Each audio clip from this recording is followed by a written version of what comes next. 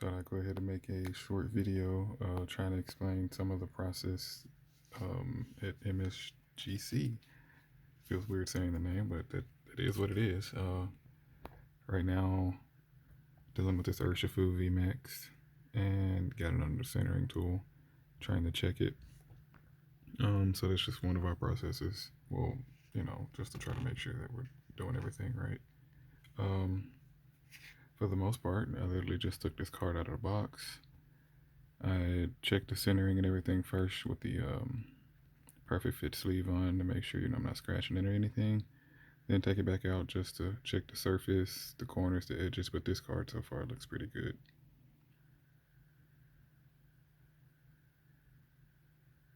Not too bad. If I want to get in close, bring out the magnifying glass. Really check the edges.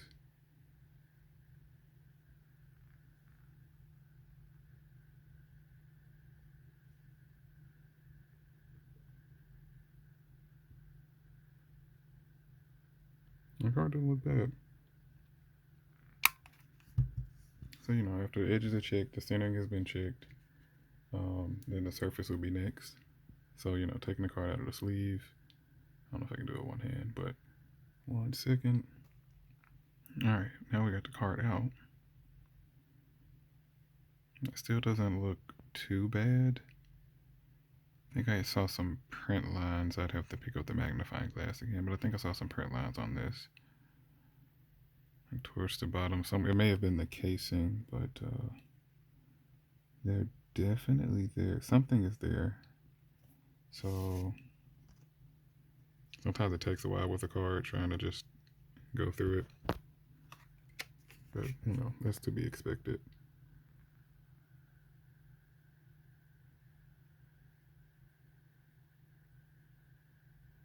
So let me try to find this thing.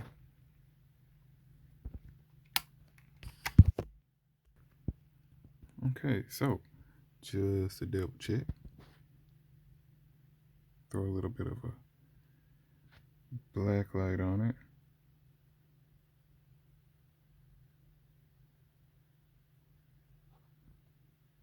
I do have to say overall, though, the card looks good. I know a lot of the cards that come in the premium collection boxes, they are scratched on the back. And if you're looking at any other sports card, a lot of those get like really bad print lines on them. And sometimes it just can't be helped. Like straight out of the pack, we've had some bends on the corners, just pretty much anything to make the card not a perfect 10 right out of the pack, which is kind of silly, but things happen.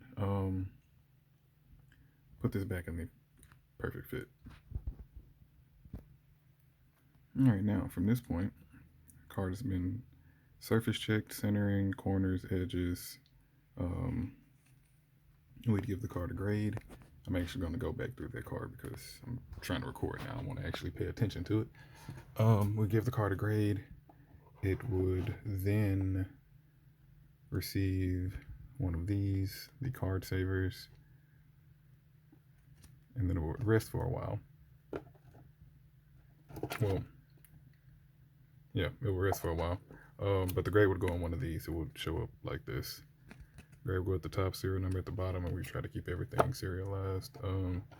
Then once it's graded and put over here on this side, this is everything waiting to be graded. But once it's graded, it's put on this side. And then this side is graded. A label is going to be created. This side is graded, label created. So I pull one of these out. The label has already been made for it. Even over here, everything already has a label. So even though some of these still have the little tabs on them, but I just never took them out. But labeled.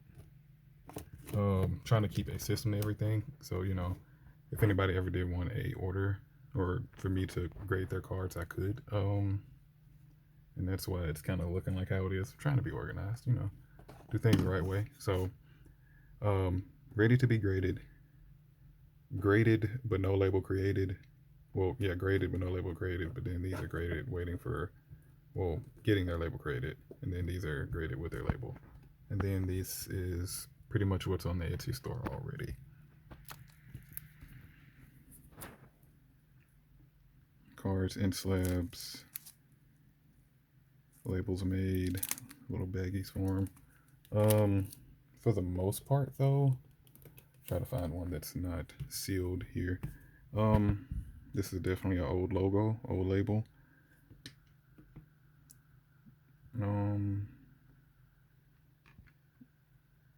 You need to be, yeah, because you need to be worked on again.